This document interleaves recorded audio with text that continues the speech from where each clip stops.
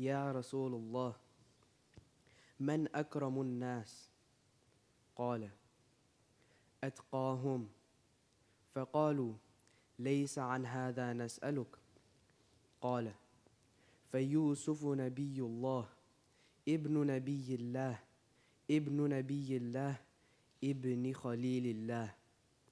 قالوا ليس عن هذا نسألك. قال فعن معادن العرب تسألوني؟ خيارهم في الجاهلية خيارهم في الإسلام إذا فقهوا. متفق عليه. Abu Hurayra radiyallahu anh reported, it was asked, O Messenger of Allah, who is the most honorable amongst mankind? He sallallahu alayhi wasallam said, the most honorable of them is the one who is the most pious of them. They said, we are not asking about this. He said, then the most honorable of men was Yusuf, the Prophet of Allah, the son of Allah's Prophet, who was the son of the Prophet of Allah, who was the son of the Khalil of Allah, Ibrahim alayhi salam. They said, we are not asking you about this. He inquired, are you then asking me about the classes of the Arabs, the best of them in the pre-Islamic period of ignorance, or the best of them in Islam, provided that they comprehend the religious knowledge? Al-Bukhari and Muslim. بسم الله الرحمن الرحيم نحمده ونصلي على رسوله الكريم أما بعد. This is chapter 6, a new chapter that we just started today, the chapter of piety or at-taqwa. Hadith number 69 from Imam an-Nawawi's book Riyadh us-Saliheen. This is the first hadith that Imam an-Nawawi rahimahullah he mentions, and that is the hadith of Abu Hurayra radiyallahu anhu, in which he says that it was asked, meaning the person who asked was not known. And so it was asked by a group of Sahaba and their names were not known or is not mentioned for one reason or another. And so they asked the Prophet ﷺ, who is the most honorable of people. So the Prophet ﷺ by default mentioned what Allah subhanahu wa ta'ala he mentions, إِنَّ أَكْرَمَكُمْ عِنْدَ اللَّهِ أَتْقَاكُمْ.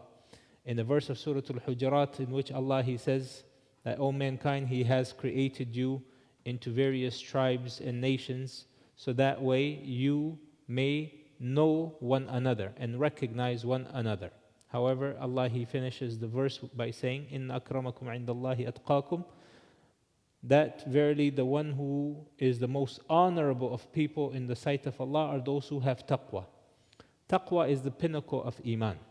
Taqwa, the meaning of taqwa, from a linguistic perspective, it comes from the root word of waqaya, wiqaya.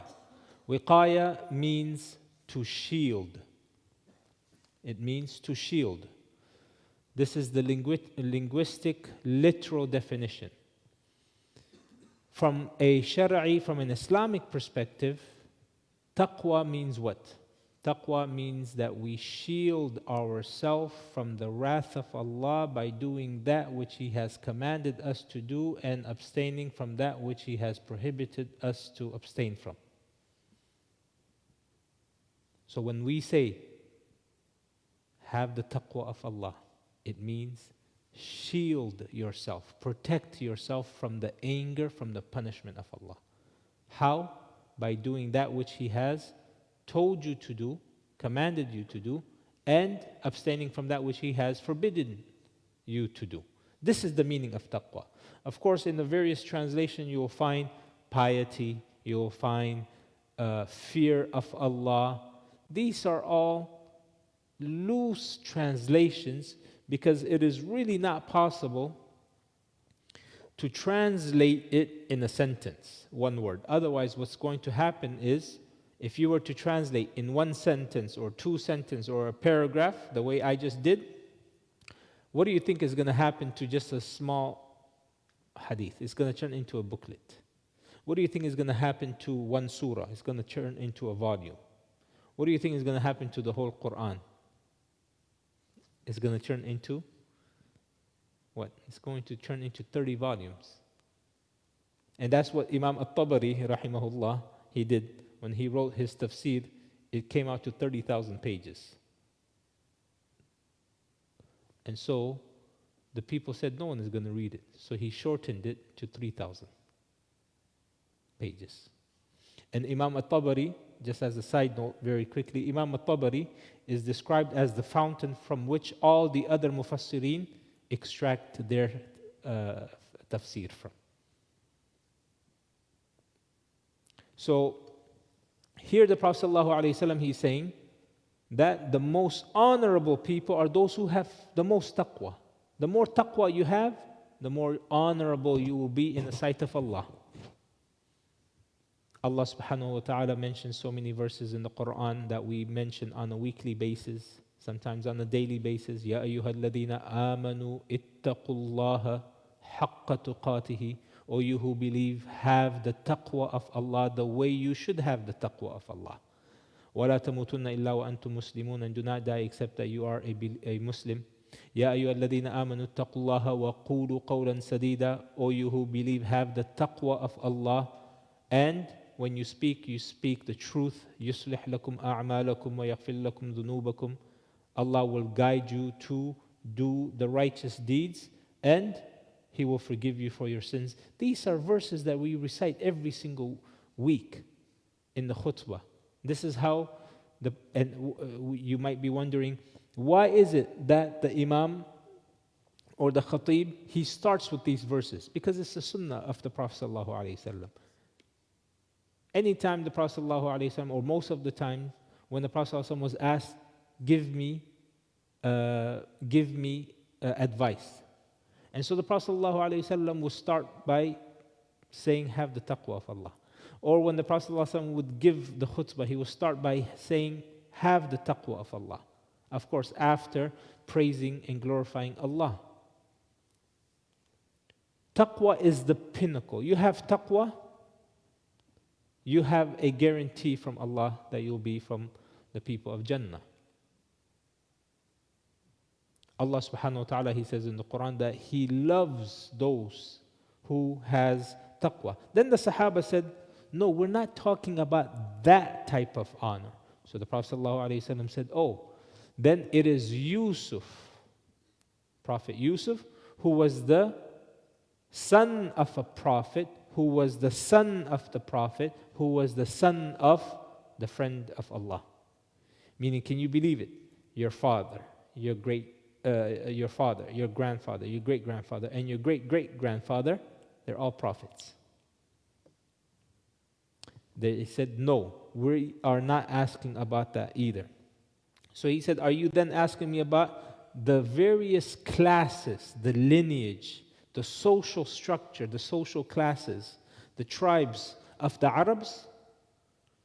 He said, yes, this is what we're asking. Who are the most honorable? So the Prophet ﷺ, he said, the most honorable, and he didn't choose, because the Arabs, they cared about lineage very much. You cannot truly understand the seerah if you do not know the various tribes that were in Mecca and the surrounding the surrounding areas in the Arabian Peninsula. Once you truly understand, that's why people, when they pick up the book of Ar-Rahiq al-Makhtum, after the first 10 pages, they give up, they don't read it anymore. Why? Because it's so heavy. And you're like, why do I have to study this? And they give up. And so the people, the publishers, they realized this, and then so they came up with the book of When the Moon Split. It's a much more abridged version, much more easier on the eyes and on the mind to comprehend.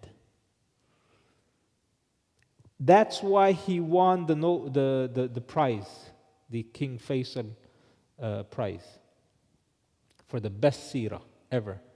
He dedicated, I think it was 1 year or 2 years of his life.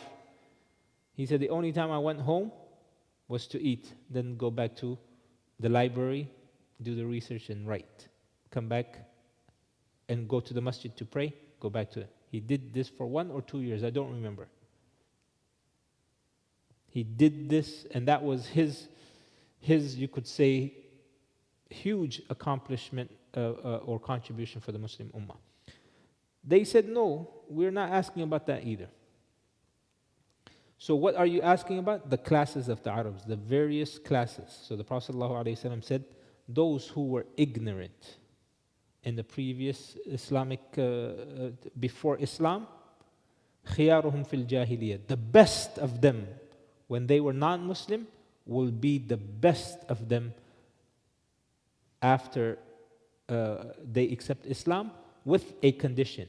إِذَا فَقُهُ هذا على المشهور بضم القاف أو بكسر إذا فقهوا. If they were to comprehend the religion. So for example, Umar radiallahu anhu, he was one of the best in Jahiliyyah. He was an honorable individual. Even when he used to beat up some of the early converts, he never beat them up for anything except for the fact that, and he himself says this, I never beat them up except that I felt integrity. I felt that they are destroying the society. I felt integrity for my people.